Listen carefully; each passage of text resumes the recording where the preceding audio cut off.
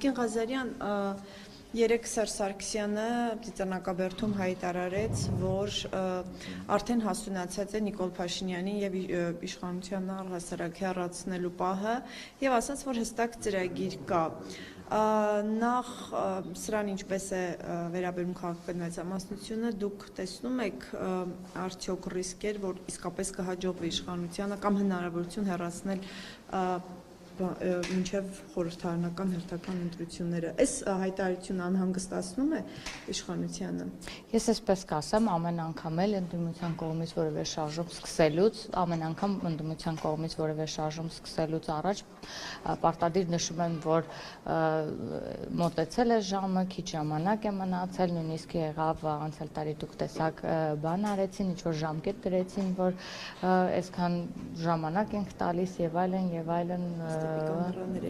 Այո, բայց միևնույն է ոչ մի ծրագիր այսպես ասած չի իրագործվում, ինչի չի իրագործվում, որովհետև չկա ժողովրդի կողմից իրենց աջակցությունը։ Ես կարծում եմ նախ եւ առաջ որևէ շարժում սկսելուց կամ ծրագրեր կազմելուց առաջ պետք է վստահ լինեին, որ իրանք ունեն ժողովրդի աջակցությունը, իսկ այս դեպքում ինչի չենք անհանգստացած ու մտածում, որովհետև ակնհայտ է, որ նրանք չունեն ժողովրդի աջակցությունը, հետեւաբար անհանգստանալու կամ մտածելու կամ ինչ որ բան չկա, իրենց գործն է ցանկանում են ինչ-որ բան անեն, թող անեն, կերևա ընթացքը ոնց կստացվի։ Տիկին Ղազարյան, բայց հետո էլի բարձր խոսեք, էլի շատ ցած եք ասում։ Տիկին Ղազարյան, դուք ժողովրդի աջակցությունից եք խոսում, բայց կա process, որը հնարավոր է խորհրդարանով իրականացնել, օրինակ impeachment-ի գործընթացը վարչապետին անվստահություն հայտնելու հնարավոր է իրենք այս ճանապարհի մասին են խոսում, այս ճանապարհով եթե գնան, այստեղ անհանգստություն չունի իշխանությունը, որ նախագիծը մուտք գործելու համար անհրաժեշտ քվեները կունենան, իսկ հետագայում գուցե նաև իշխանական շարքերից նրանց միացողներ լինեն։ Ես վստահ չեմ, որ նման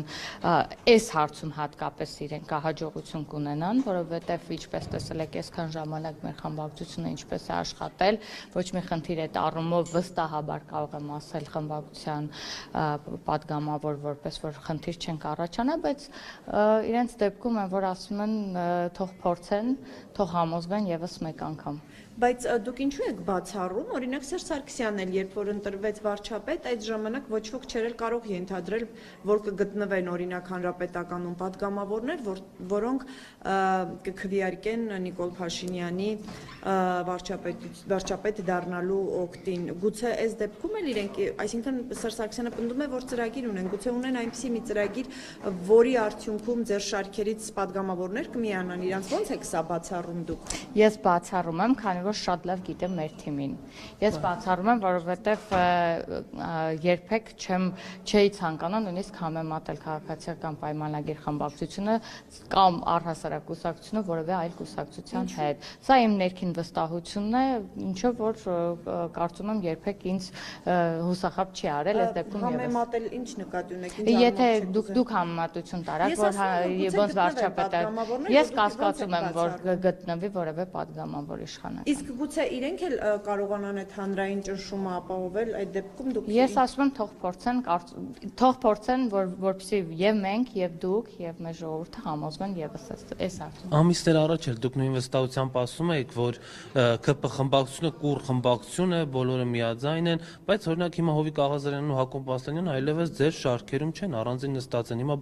որտեղ է վստահությունը, որ նոր մարդիկ չեն լքելու ԿՊ խմբակցությունը։ Ես վերահաստատում եմ, որ մեր խմբակցությունը բավականին կուռ է եւ բոլոր որոշումներում մենք միշտ միահամուռ միասնական որոշումներ ենք կայացնում, իսկ Հովիկ Աղազարյանի եւ Հակոբ Ասլանյանի այսպես ասած խմբակցությունից դուրս լինելը, կուսակցությունից դուրս լինելը դուք եք տեղյակ, ինչ գործընթացներով ուղեկցվեց, ինչի արդյունքում եղավ եւ բնականաբար այս պահին իրենք մեր խմբակցության եւ կուսակցության անդամ չեն եւ դա բնավ մեր որոշումների հետ կապված չէր, այսինքն այնպես չէր, որ որևէ որոշում, այսպես ասած, խանգարել են որևէ որոշման կայացման, այդ իսկ պատճառով են դուրս եկել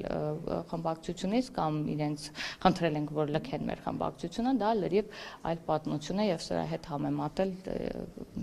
չեմ կարող։ Դուք խոսեցիք նաև ժողովրդի աջակցությունից, օրինակ անցած տարի մայիսի 9-ին հրապարակում բազմահազար մարդիկ, ովքեր հավաքվել էին, դա աջակցություն չէր ընդդիմության։ Դե եթե կարողանային այդ աջակցությամբ որևէ բան փոխել, կկարողանային փոխել։ Եվ եթե չկարողացան փոխել, ուրեմն այդ մասշտաբի աջակցություն չունեն։ Դա իշխանությունը տեսավ, չէ՞, դա գուցե հրաժարական տալ գնար տեսնելով, որ մարդիկ այդքան իրենց չեն վստահում։ Եկեք մի բան ֆիքսենք, բազմիցս համոզվել եք, տեսեք Գյումրիում ընթացած process-ները, Փարաքարում եւ այլն, իշխանության փոփոխությունը առհասարակ այսուհետ պետք է լինի բացառապես ընտրությունների միջոցով։ Մենք կարողացել ենք ապահովել այնպիսի ընտրական process-ներ, որ ցանկացած մարդ, եթե իսկապես ունի աջակցությունը ժողովրդի, նա կարող է ընտրություններով ընտրվել։ Եվ ես իսկապես չեմ հասկանում, այսինքն հասկանում եմ, այս ուժերը, որոնք որ հիմա այսպիսի քայլեր են անում ու հնարավորինս չեն ուզում սպասեն 2026 թվականին, պայմանավորված է նրանով, որ վստահ են, որ իրենք չեն կարողանա համապատասխան ձայներ ունենալ 2026 թվականին։ Այդ իսկ պատճառով հնարավորինս ներքաղաքական կյանքը կբոյկոտեն այնքան ժամանակ, միջև իրանց հիմիկվա բանը ցանկությունը միայն հնարավորինս ներքաղաքական կյանքը թեժ պահել, որպեսզի չկարողանան որոշ process-ներ այսպես հարթ հստակ ընթանան, բայց ու վստահ են, որ 2026 թվականին համապատասխան ձայներ չեն ունենա, սա է ամբողջ խնդիրը։ Կարելի է 26 թվականից խոսեցիք, օրինակ ձեր նախկին գործընկեր պատգամավոր Վիլեն Գաբրիելյանը վստահ էր, որ 26 թվականին ԿՊ-ն չի ընտրվելու։ Դուք կիսում եք իր Խոսակցություններ ունեն։ Մենք նման խոսակ չէ, բնականաբար նման անհանգստություն չունենք 2026 թվականի համար, բայց որպես քաղաքական ուժ մենք էլ ենք որոշ բաների վրա ուշադրություն դարձնում, վերլուծություններ անում, փորձում հնարավորինս ամեն ինչ շտկել, նորմալացնել եւ այլն, չգիտեմ, որպես քաղաքական ուժ բնականաբար մտածում ենք 2026 թվականի համար։ Վիլեն Գաբրիելյանի արտահայտությունը, ինչպես տեսակ, պահի տակ արած արտահայտությունը, ես չեմ կարծում, որ որևէ վերլուծության արդյունքում Վիլեն Գաբրիելյանը նման արտահայտություն է արել, դե հիմա չեմ կարող այս մասով որևէ հստակ բան անեմ, դա իր երևի սուբյեկտիվ կարծիքն է, չեմ կարող ասել, որ դա Արթուր Վանեցյանն է ձեր նախկին գործընկերը, ձեր հետ ճանապարհ անցած արածը նախկին պետը ևս ասել է, որ 26 թվականին պատրաստվում է ու ուզում է իր նոր թիմով մասնակցել խորհրդարանական ընտրություններին։ Դա որքանով է անհանգստացնում ԿՊ-ին։ Գիտեք ինչ, առհասարակ, թե ԿՊ-ի բանով տեսանկյունից ասեմ, եւ թե ցանկացած քաղաքական ուժի տեսանկյունից, անհանգստանալու խնդիր որևէ քաղաքական ուժ ունի այնքանով, որքանով որ ինքը ինչքանով է պատրաստ ու ինչքան ունի ժողովրդի աջակցությունը։ Մենք անհանգստանալու կարիք չունենք, որ ցանկացած քաղաքական ուժ ընտրություններին թող մասնակցի, թող ներկայանա ժողովրդին, թող ներկայացնի իր ծրագիրը, ժողովուրդն էլ ընտրություն կանի ըստ իրենց ծրագրերի, ըստ իրենց մասնակցության, ըստ իրենց աջակցության, չեմ կարող ասել, չեմ կարծում, ճիշտն ասած, գուցե ես շատ այդ առումով ռադիկալ եմ ու մտածում եմ շատ ավելի մեր թիմի համար շատ բարձր նիշ ունեմ, բայց ամեն դեպքում չեմ կարծում, որ Վանեցյանի առհասարակ կուսակցությունը կամ բան կարող է մրցակցային համարվի քաղաքացիական պայմանագիր կուսակցության հետ։ Ընդդիմադիրներն ասում են, որ դուք Փաշինյանի տանիքի տակ հովանու տակ եք մնում, որովհետև վախենում եք, որ երբ որ դուք մանդատ չեք ունենա, այլևս պաշտոն չեք ունենա, ձեզ փողոցում կվսկտեն եւ այլն, եւ պատրաստ են ձեզ մարդասիրական միջանցք տրամադրել, որպեսզի լքեք ԿՊ-ն։ Կա նման խնդիր եւ այդ մարդասիրական միջանցքի կարիքը դուք ունեք թե չէ։ Անկեղծ ասած, առաջին անգամ եմ նման բան լսում առհասարակ, որովհետև նման բան ոչ գիտեմ, ոչ լսել եմ, ոչ էլ մտածել եմ երբևէ նման բանի մասին։ Բացարձակ նման խնդիր ընդհանրապես չունենք որևէ մեկս մեր խմբակցությունը։ Կատերին է, որ չեն սիրում ԿՊԱ-ականներին, անհանդուրժող են, երբեմն փողոցում օրինակ Ես այսքան ժամանակ, ինչպես ես որպես ազգային ժողովի պատգամավոր, ոչ ունեմ որևէ պաշտպանություն, ինչ-որ այսպես ասած, որ անընդհատ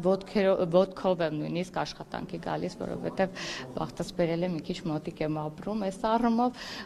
որևէ խնդիր չեմ տեսել, որ որևէ դեպքում ես խնդիր եմ ունեցել, որ քաղաքացիական պայմանագիր կուսակցության անդամ եմ, կնշեմ, որ նաև հպարտ եմ, որ քաղաքացիական Գուցե ձեզ չեն ճանաչում։ Ոչ, ես ինչպես տեսել եք այն անձանցից եմ, որ ակտիվ մասնակցում եմ թե կուսակցության գործունեությանը եւ թե իմ падգամավորական գործունեությունը пассивներից չէ, հետեւաբար նման խնդիր էլ չունեմ, բայց միևնույն ժամանակ պետք է փաստեմ, այսքան ժամանակ որևէ խնդիր, որևէ դեպքում չեմ ունեցել նույնիսկ վերաբերմունքի խնդիր չեմ ունեցել, որ կուսակցական պատկանելիության պատճառով ունենամ, ընդհակառակը բացի լավ վերաբերմունքից որևէ խնդիր չեմ Իսկ Տիկին Ղազարյան, որ ասում եք, որ այդ ուժերը ընդդիմադիր դաշտի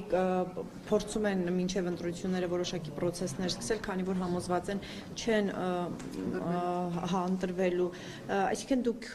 վստահ եք, որ քաղաքացիական պայմանագիրը կրկին 50+ ձայն է ստանալու խորհրդարանական հերթական ընտրություններին։ Տեսեք, կանխատեսումներ չեմ ցանկանում անել, բայց այնուամենայնիվ այդ խմբակները, որ փորձում են ներքաղաքական կյանքը անընդհատ ողջորել, նրանց մի հիմնական միտումը, ես կարծում եմ նրա համար այն գործընթացները, որ Հայաստանի Հանրապետությունում կատարվում է, այն դրական փոփոխությունները, որ տեղի են ունենում ընդհանուր առմամբ, հնարավորինս ստվերելն է։ Եթե մի լավ նորմալ նախագիծ է իրականացվում, մի լավ նորմալ արտաքին քաղաքականությունում որևէ բան է փոփոխվում, պարտադիր դա ուղեկցում է ինչ-որ մի աննորմալ բանով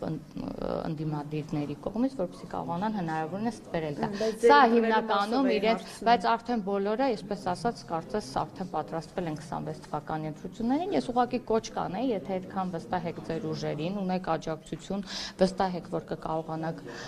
ձայներ ունենալ, ինչի համար է հիմիկվա արդեն այս աժոտաժը, բնականաբար կարող եք 26 թվականին մասնակցել ցանկացած քաղաքացիական պայմանագիրը ինչ հավակնություններ ունի 26 թվականին։ Բնական։ Այսինքն տեսնում է հնարավորություն կրկին 50+ ձայն ստանալու։ Առհասարակ, եթե իմ սուբյեկտիվ կարծիքն եք ուզում, ես ցանկացած ընտրությունների գնում եմ 50+ ձայներ ունենալու բան, բայց իհարկե տեսնում եմ բնականաբար եւ դա ցույց կտա եւ կարծում եմ ժողովուրդն էլ համեմատական կանցկացնի, կտեսնի ինչքան աշխատանք է կատարվել, ինչպես է իրանց կյանքը փոխվել, որովհետեւ ընտրությունների առաջ ցանկացած մարդ էլ վերլուծում է այն ամբողջ ընթացքը, թե այս իշխանության կամ մյուս իշխանության կամ այս քաղաքական գործիչի աշխատանքը ինչքանով է բարելավել իրենց կյանքի որակը։ Սյունիքի գյուղերի բնակիչների կյանքը ո՞նց է բարելավել Տիկին Ղազարյան։ Սյունիքի գյուղերի բնակիչների կյանքը բարելավելու վերաբերյալ Սյունիքի գյուղերի բնակիչները ընտրության արդյունքները ցույց կտան։ Ես էլ եմ հաճախակի լինում Սյունիքում եւ ելի պատրաստվում եմ մոտ օրերս գնալ, հասկանալ ինչպեսի տրամադրություն է, ոնց են, ինչի կարիք ունեն եւ այլն։ Մեր падգամավորներն էլ շատ ակտիվ են այդ գյուղերում եւ ես կարծում եմ բավականին ցանկացած մարզ մտնելուց ես ինքս էլ նկատում եմ բավականին փոփոխությունում ցանկացած գյուղում եւ համայնքում։ Կարծես Հայաստանի Հանրապետությունը լուրջ եմ ասում ամբողջ տարածքով վերածված լինի մի շին հրապարակի եւ ամեն համայնքում կոնկրետ աշխատանքներ իրականացում եւ բնակիչների կյանքը օր-օրի բարելավում է, ինչը չեք կարող հերքել եւ ոչ մեկ չի կարող հերքել։ Ես ինքս շատ եմ Հայաստանի Հանրապետության տարածքով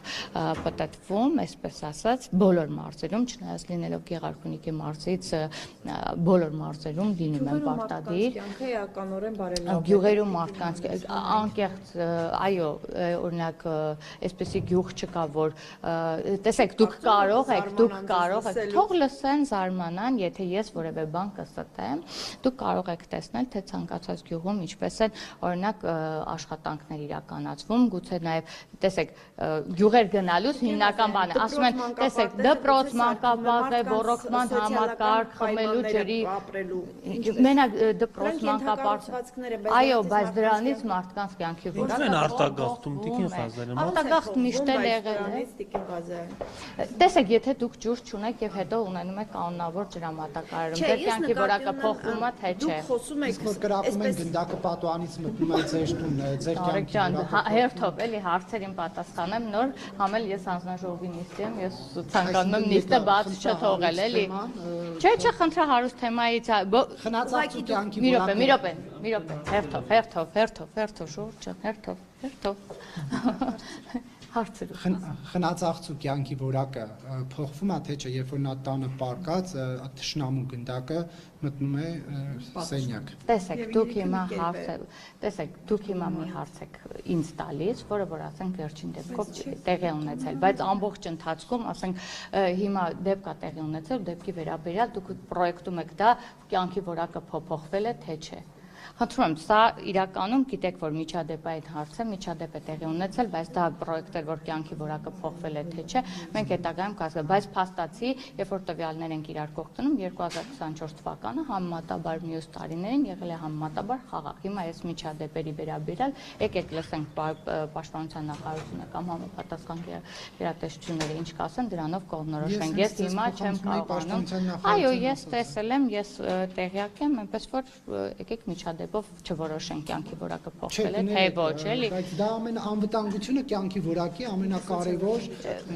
Դուք գիտեք, որ անվտանգությունը մեր կարևորագույն այսպես ուղղություններից մեկն է, որի ուղղությամբ ամենօրյա աշխատանքներ իրականացնում ենք, որ հնարավորինս խաղաղությունը ապահովենք Հայաստանի Հանրապետությունում, եւ ես ասում եմ, սա իրականում անցյալ տարի եւ այս տարի էլ խաղաղ է եղել, բացառությամբ վերջին մի քանի դեպքերի եւ եկեք այս միջադեպով չորոշենք ինչ է ստացվում, ինչ չէ, հուսանք դրանից հետո ավելի խաղաղ կլինի։ Տիկին Ղազարյան, Ադրբեջանը քանդում է հայկական եկեղեցիները, հայաթափում է Արցախը։ Էլի ամենայն հարգանքով, եթե ես հանձնաժողովի նիստը ավարտեմ, Ես մի հատ հարցը տամ ու գնամ։ Որվել ենք կարճ զրուցել, որովհետեւ նիստի եմ։ Մի հատ էս մի հարցնել։ Ունեմ, խնդրում եմ։ Շատ լավ, էս մի հարցնել եւ վերջ։ Հայաթափել է Արցախը, քանդում է մեր եկեղեցիները, պատմամշակութային կոթողները, նույնիսկ հայերին ծաղրող պուրակ է ստեղծել Ադրբեջանում, բայց դա մի կողմ, իսկ երբ որ հայերը որոշում են Ադրբեջանի դրոշը այրել, իշխանության կողմից արժանանում են թիրախավորման։ Ինչու է իշխանությունները այդպես մոլորանդորեն պաշտպանում ադրբեջանական դրոշը։ Եկեք որակավորում մի տվեք մոլեռանդորեն պաշտպանելու կամ չպաշտպանելու։ Շատերը այդպես են ասում։ Ես ուղղակի փաստը հաշվի առնենք։ Դիցուկ այրենք, եկեք այրենք դրոշը, եկեք ամեն տարի, եկեք բոլորս իրար հետ այրենք, դրանով ինչ որ իրավիճակ ենք փոփոխել։ Դիրքորոշում ենք արտահայտում։ Դիրքորոշում արտահայտելու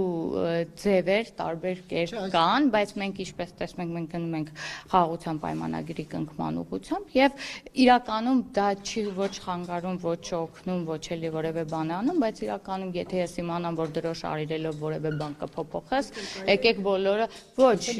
ես չեմ փորձել այրել, որովհետեւ դա անիմաստ է, դա իրականում ժողովրդի կողմից խեղճության նշան է, ուրիշ բան չի որակավորել դա։ Ռուսաստանի դեսպանատան մոտ այրում են Ռուսաստանի դրոշը։ Ես ասեցի, սա վերջին հարցն եմ պատասխանում, թիմակիցներին, ով որ այրել են, իրենց հարցրեք։